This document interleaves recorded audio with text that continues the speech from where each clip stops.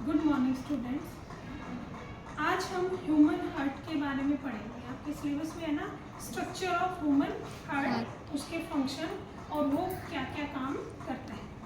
पहले तो मेरे पास ये बहुत सारे मॉडल हैं जो बच्चों ने, आपकी क्लास के बच्चों ने बनाए हैं। तो ये ह्यूमन हार्ट का एक मॉडल है, ठीक है। आपको इसमें दिख रहा होगा आपका हमारी बॉडी में हमने पहले पढ़ा जैसे डाइजेस्टिव सिस्टम, ठीक है, transportation system, circulatory system, excretory system. तो जो ह्यूमन हार्ट है वो हमारे एक सर्कुलेटरी सिस्टम का पार्ट है, ठीक है। ह्यूमन हार्ट में मेनली आपको पता है ये क्या करता है, ब्लड को पंप करता है, ब्लड को पंप करता है और क्या करेगा, ट्रांसपोर्ट करेगा। किसको? पूरी बॉडी में ब्लड को ट्रांसपोर्ट करेगा। ब्लड के साथ साथ जो भी हम खाना खाते हैं, डाइजेस्टिव फूड को ट्रांसपोर्ट करता है। जितनी हमारी बॉडी के अंदर हार्मोनल चेंज होते हैं, केमिकल्स होती हैं, उसको ये ट्रांसपोर्ट करता है। जब भी हम कोई दवाई लेते हैं, कोई ड्रग्स लेते हैं, हमें कोई पेन होता है, तो वो बॉडी के अंदर किसके थ्रू जाती है? ब्लड के थ्रू। इसलिए बॉडी में पूरा सर्कुलेटरी सिस्टम कौन कंट्रोल करता है? ब्लड। इसलिए इसको कहते हैं मेन पार्ट क्या है, ये ट्रांसपोर्टेशन सिस्टम का पार्ट है। अब जो ये हमारा ह्यूमन हार्ट है, अगर इसको हम देखें, आपको साफ साफ दिखाई दे रहा होगा कि इसमें 2 टाइप्स ऑफ ब्लड है, ठीक है। जो ये रेड ब्लड आपको दिख रहा है, हमारी बॉडी में 2 तरह का ब्लड होता है, रेड एंड ब्लू। जो रेड टाइप का ब्लड है इसको बोलते हैं ऑक्सीजनेटेड ब्लड, और जो ब्लू टाइप का होता है डीऑक्सीजनेटेड ब्लड। यानी कि ये वाला जिसमें ऑक्सीजन ज्यादा मात्रा में होती है वो रेड कलर का होगा, और जिसमें कार्बन डाइऑक्साइड ज्यादा मात्रा में होती है वो क्या होता है? ब्लू कलर का। यानी कि पूरी बॉडी से वापस लंग्स के पास कार्बन डाइऑक्साइड कौन लेके आता है? हार्ट।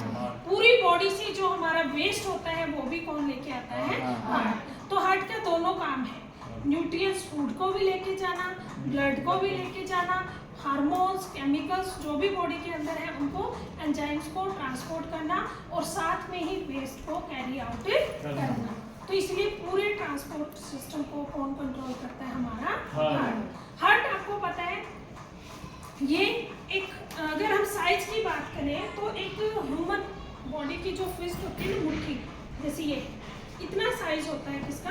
Human heart. और ये हमारे दोनों लंग्स के बीच में चेस्ट कैविटी के अंदर लोकेटेड होता है।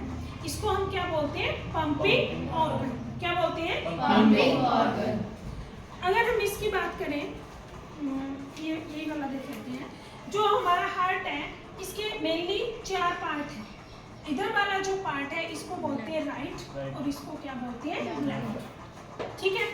तो ये जो वाला पार्ट है इसको लेफ्ट, और इसको हम क्या बोलेंगे? राइट। अब इसके अंदर 4 चैम्बर हार्ट है हमारा। कितना है? 4 चैम्बर। 4 क्यों है?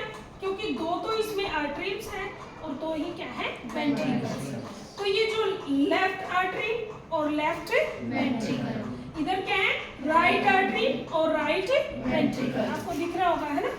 तो इनका काम क्या है? Help in transportation of the blood.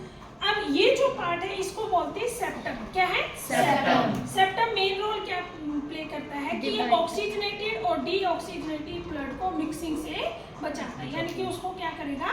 अलग अलग रखेगा, ठीक है।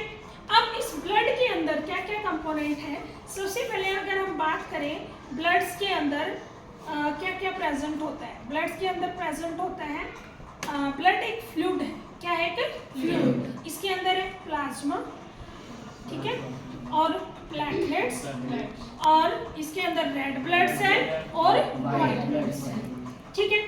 जो हमें ब्लू कलर की दिखाई दे रही है ये सब हमारी क्या है? आर्टरीज और वेन्स। क्या है?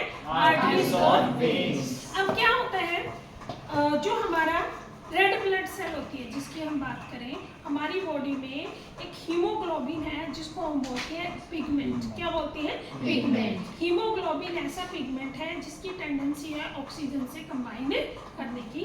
वो प्रेजेंट होता है रेड ब्लड सेल में। किसमें प्रेजेंट होते हैं? रेड ब्लड सेल्स के अंदर। रेड ब्लड सेल की जो शेप होती है वो सर्कुलर होती है और उनके अंदर कोई भी न्यूक्लियस नहीं होता।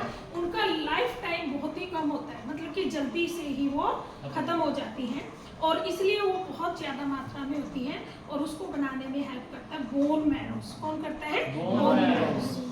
ठीक है, उसके बाद आती है आपकी वाइट ब्लड सेल। ये सारे किस में प्रेजेंट है? ब्लड में। वाइट ब्लड सेल हमारा हेल्प करती है to fight with the diseases.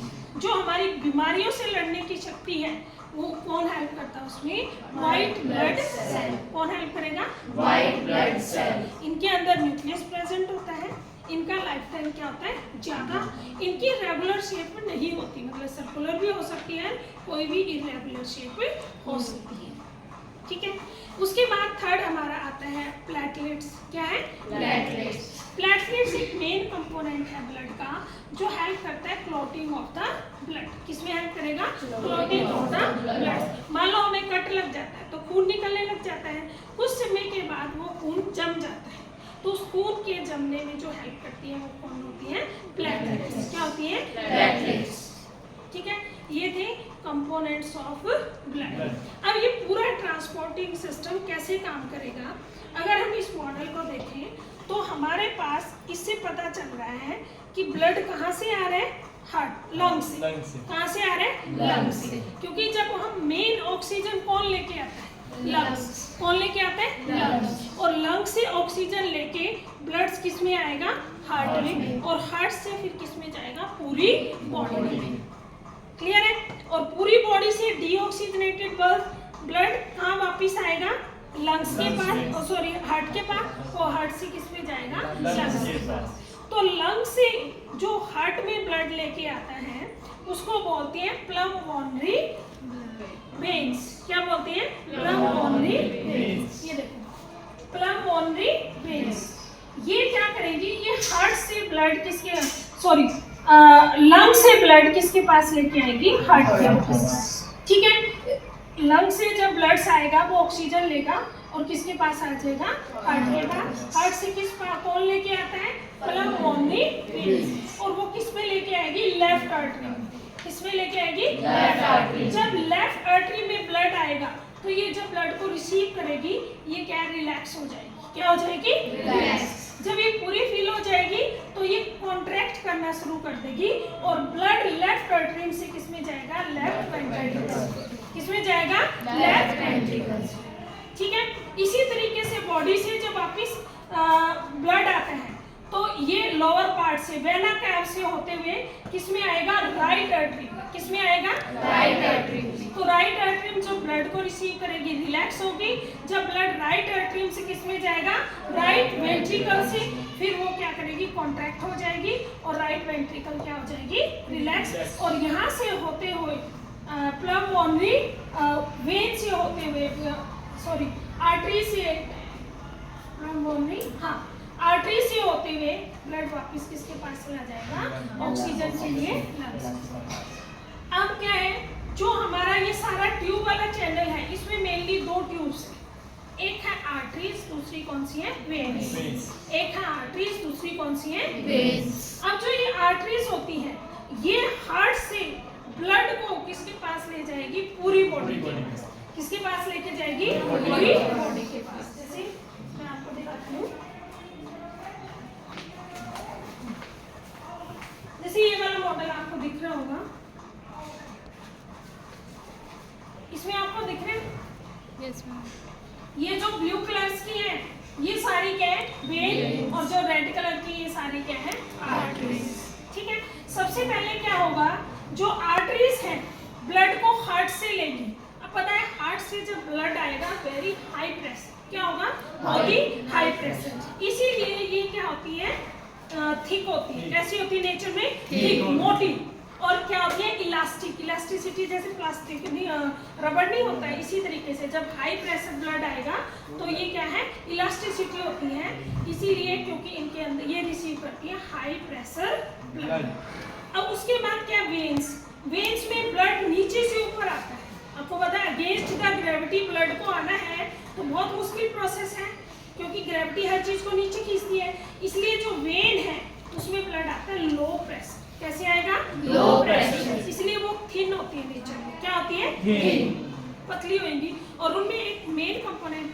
होता है जिसको बोलते हैं वाल्व्स। क्या बोलते हैं? वाल्व्स। वाल्व्स का मेन फंक्शन क्या है कि जैसे मान लो नीचे बॉडी पार्ट से ब्लड आएगा तो वाल्व्स क्या करेंगी? Open and close, open and close. नीचे से जब ब्लड आता है ओपन हो जाती है, दोबारा से क्या आ जाती है? क्लोज, ताकि जो आपका ब्लड है बैक फ्लो ना हो, यानी कि valves prevent the back flow of the blood. अब जो आर्टरीज हैं और वेन्स हैं उनको जब कनेक्ट करती है उनको बोलते हैं कैपिलरीज। क्या बोलते हैं? कैपिलरीज। जो बहुत ही पतली पतली ट्यूब्स होती हैं वो क्या करती हैं? कैपिलरीज कनेक्ट करती हैं आर्टरीज और वेन्स, आर्टरीज और वेन्स, और सारा ब्लड वापिस इकट्ठा होकर किसके पास आ जाएगा? राइट आर्टरीज के पास। राइट आर्टरी से लेफ्ट वेंट्रिकल और प्लम आर्टरी से होते हुए किसके पास चला जाएगा ना? तो यहाँ से कई क्वेश्चन आ जाते हैं।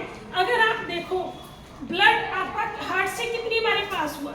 पहले लंग से किसके पास आया? हार्ट के पास। फिर हार्ट से किसके पास आया? दोबारा पूरी बॉडी में गया, दोबारा फिर किसके पास आ गया? हार्ट के पास। दो बार ब्लड आ गया तो इसलिए इसको बोलते हैं डबल सर्कुलेशन। क्या बोलते हैं? Double circulation. अब इसमें क्वेश्चन क्या बनते हैं कि एग्जामिनर पूछ लेता है कौन सी आर्टरीज है? वैसे आर्टरीज का काम क्या है? ऑक्सीजनेटेड ब्लड को कैरी करना। पर कौन सी आर्टरीज है जो डीऑक्सीजनेटेड ब्लड कैरी करती है? तो आपने बताना है पल्मोनरी आर्टरी, जो क्या करेगी?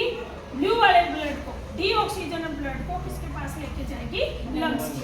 वो पूछ लेता है कौन सी वेन है जो आपका ऑक्सीजनेटेड ब्लड लेके आती। बाकी वेन्स का काम क्या है? डीऑक्सीजनेटेड ब्लड लेके आना। तो पल्मोनरी वेन्स। कौन सा है?